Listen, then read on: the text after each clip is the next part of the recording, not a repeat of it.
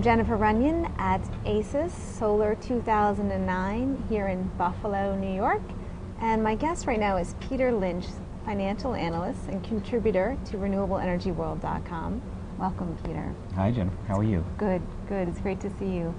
So, Peter writes about solar stocks, and I thought maybe you could start by just giving us a little background on, how you got interested in solar. And I know you have a very extensive background, so as briefly as possible. Okay, sure. Well, I got involved in solar after graduate school, and I actually started up a little solar company doing solar thermal in 1977. And subsequent to that, I got involved on Wall Street and was retained as a consultant to various investment banks.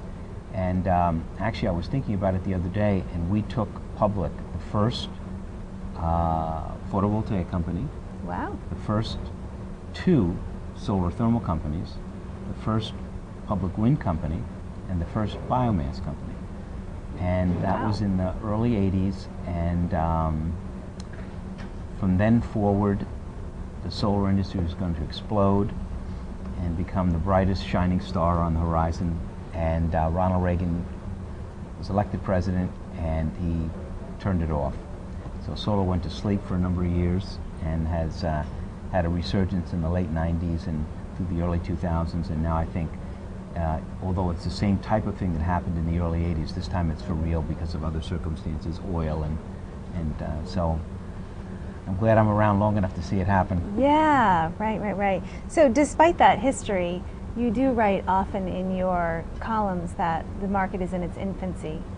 And right. So can you explain a little about that? You talk about some strategies for investing when a market is young, right. like that. Actually, if you want to put it in an analogy, we're probably in the second inning of a baseball game. Okay. So it's pretty early. And as a result of that, in new industries, whether they're solar or electronics or any real industry, biotechnology, in the beginning there's very high volatility, much higher than you would normally see in the more established markets. So consequently, you're going to see these very big moves up and down as Wall Street is trying to figure out this new market.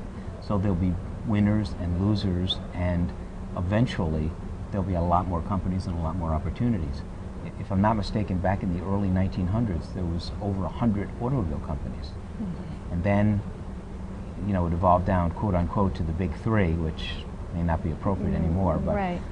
It's the same thing with solar. There'll be, as we move into 09, finish 09 and into 010, what you're going to see is a lot of margin compression, a lot of lowering of prices further, and some of the weaker companies will maybe merge, so you'll see increased activity in merger and acquisitions.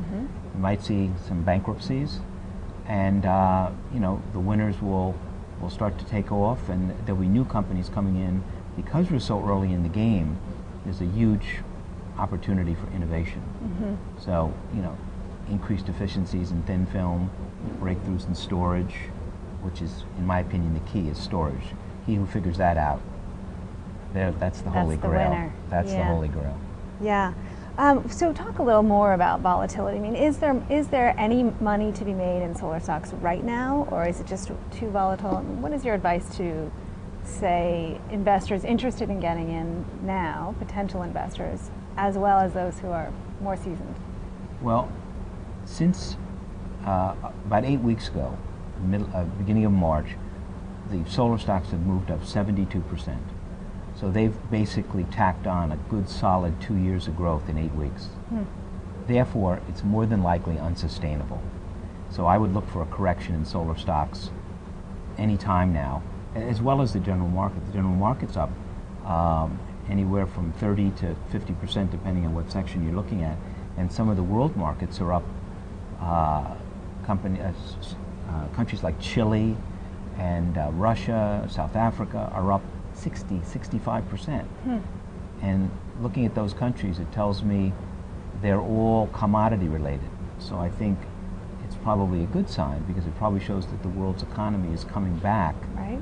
And then maybe we see an end to this a little bit sooner, because all the basic commodities are going to start increasing before that happens. So that's a good sign. So when you say a little bit sooner, are you feeling like the economic recovery is now on the horizon?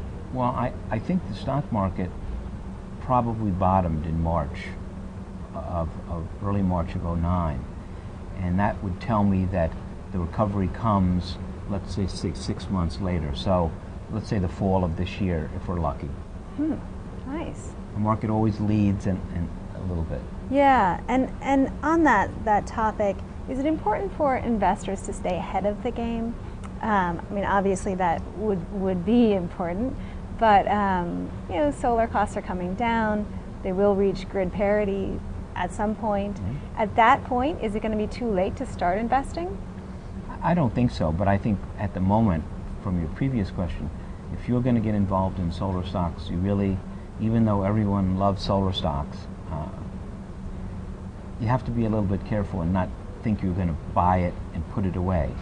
You have to be more of a trader, unfortunately. Although you could buy some of these ETFs like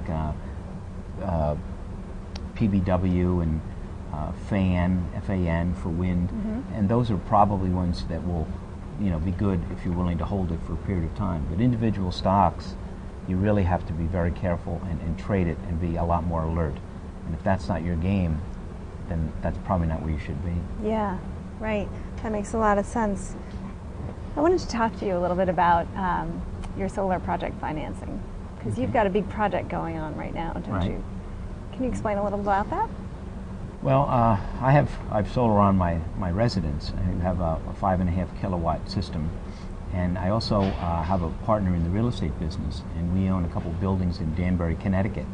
And one of the buildings we're putting on a 550 kilowatt system, and it's pretty amazing. It's about 2,500 panels, and it can take, depending on who the tenants in the building are, it can take anywhere from 50 to 100% of the usage in the building. So it's going to be pretty spectacular. It should be finished by the end of this month.